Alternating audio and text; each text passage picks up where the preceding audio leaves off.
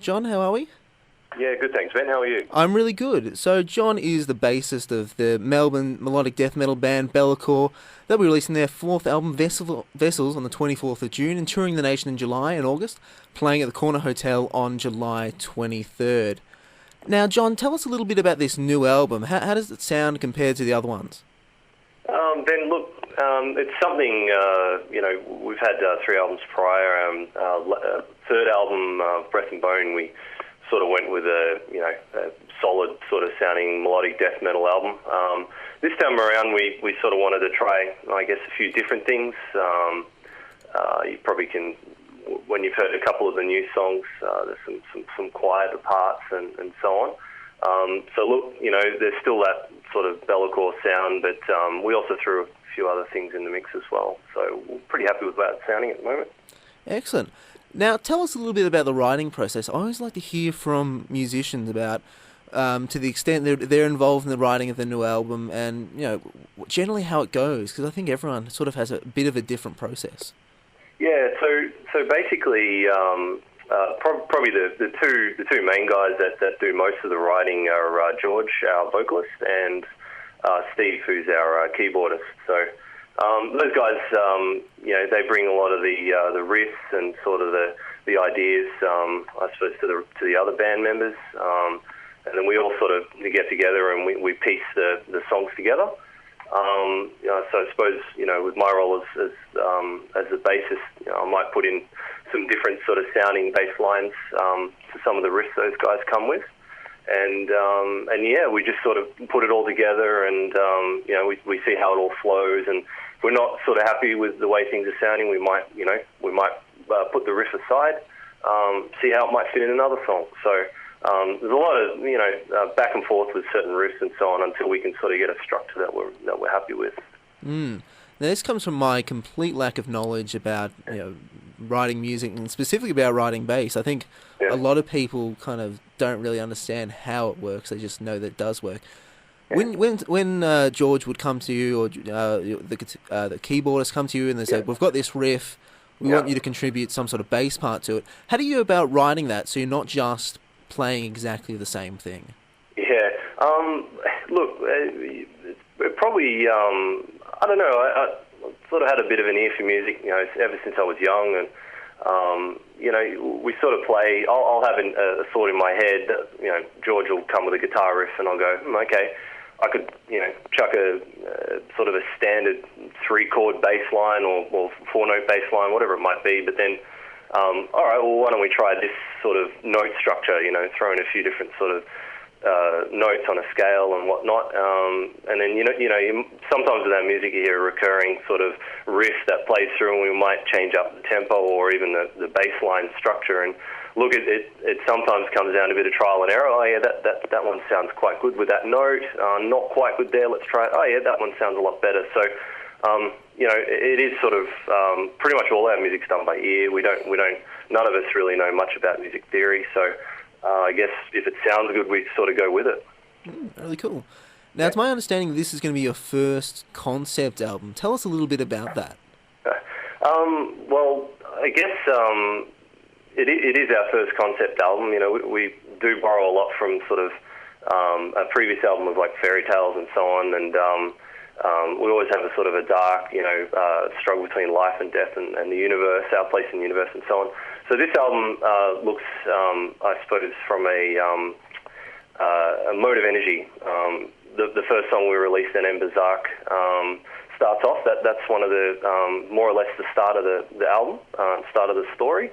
So it more or less follows through, I guess, the transition of energy between, coming from the sun as the first song. Traveling towards Earth or a planet, or Earth in this particular case, and then it goes through its various stages, and then I won't spoil the story itself, but the concept more or less follows an energy particle moving through a series of, I guess, light or vessels in this case, and then eventually, meets the end at the last song. So. That's really interesting. So, how did you or the members who I guess mainly contributes to the lyrics and the conceptual ideas, How do you come up with that idea? Because that's kind of one of the more out there ideas I've heard, to be honest. And I say that in terms of praise. Yeah, okay. Well, I mean, the lyrical guys are really George and Steve again in this case. Those guys are, I like to call them wordsmiths. They really come up with some really interesting concepts, stuff that I'm more of an analytical type person, so it really blows my mind a bit when these guys come to the group with these ideas and all that, and I just sort of read through them and go, well, wow, you guys have really written a cool story here, and it's really interesting how they do it, and it's great that they come up with these cool concepts. So really cool.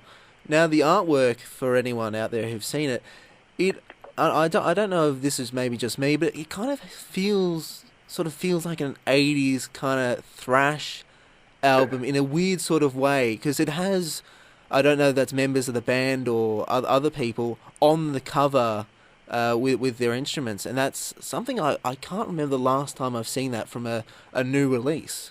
Yeah.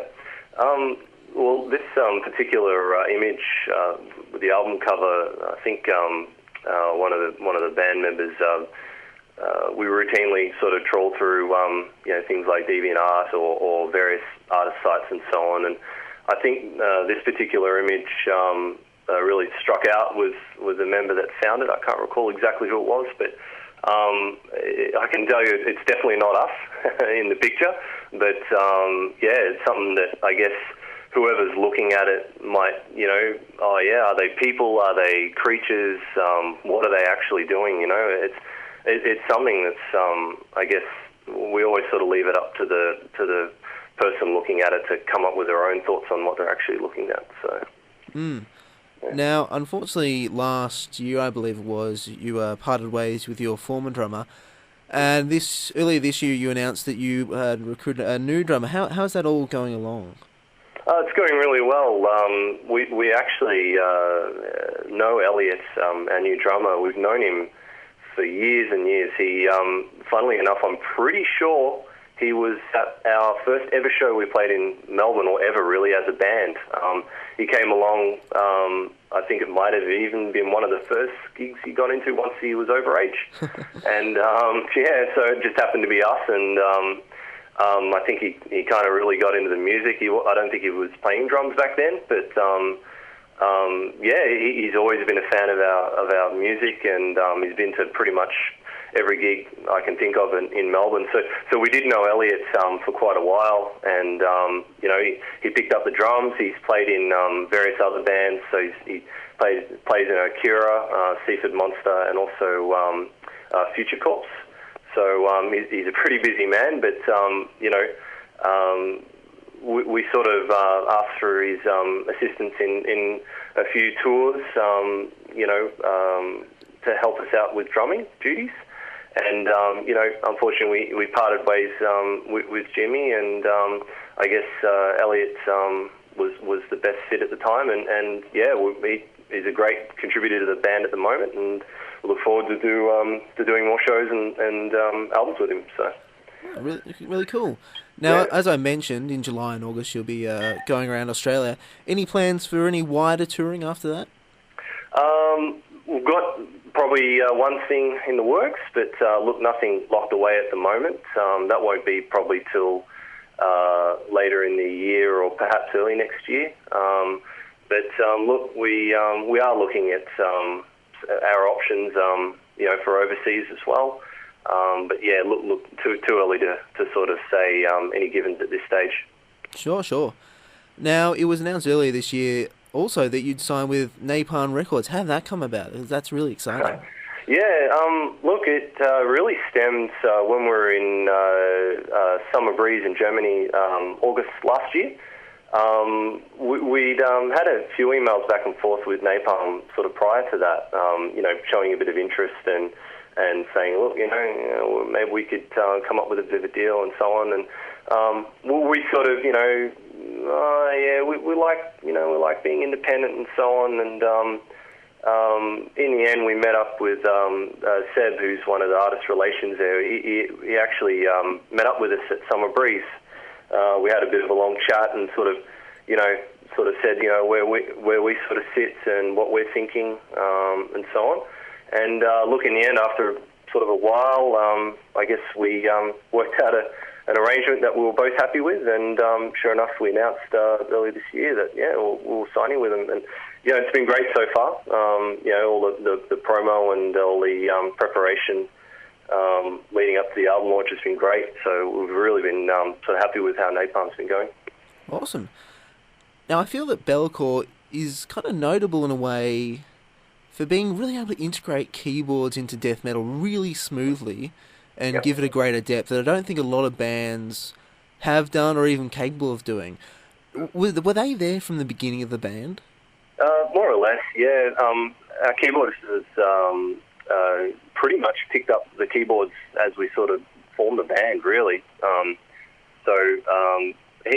He in a previous life, he was a drummer, so he played some drums. And he was, even back in that sort of era, he was always interested in writing music. So this is Steve. And Steve sort of thought, well, we've already got guys we know. So George, Steve and I knew each other probably from school days. And Sean was actually a neighbour of George. So we're all pretty good friends. So basically, Steve wanted to start doing more melody stuff because he was always interested in writing music, which is how he picked up the keys. And so given the fact that he's, one of our main songwriters, I guess, is always looking at ways of working in keys into certain riffs. And I don't know, we do sort of have a lot of riffs that are piano-driven and some sort of melody on the keyboard that sort of stands out. I guess it probably is mainly, because one of our main songwriters is the keyboardist. So. Now, final question.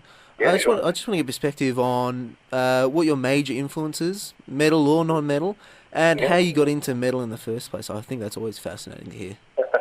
Well, I suppose there's some obvious influences like Gothenburg metal when we first started out.